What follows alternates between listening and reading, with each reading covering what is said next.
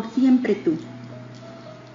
Y aguardaré, como aguardan las ninfas de los valles, a los inefables faunos en los turbulentos cielos, en la blonda cognoscible y misteriosa de Versalles, umbral y aposento de los sollozantes velos. Porque yaces en mi calma como ventisca de fuego, porque me perdí en tu boca cuan lava fiel de tus besos, porque desbordas mis sueños, limerentes y sin ego, soliloquio efervescente de tu amar en embelesos.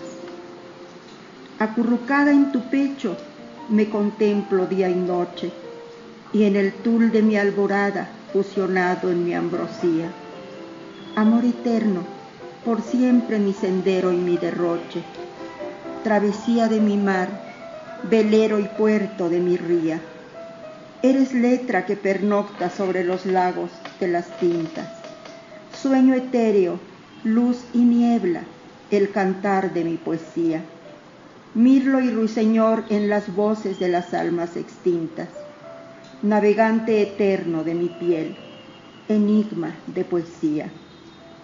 Sin tiempo ni distancia en la eternidad del suave viento, somos halo del destino en el intelecto del confín, hoguera en la misteriosa oquedad del amor del tiempo, amante, sublime sonata de un majestuoso violín. Autoría: Hortensia Aguilar Herrera, México.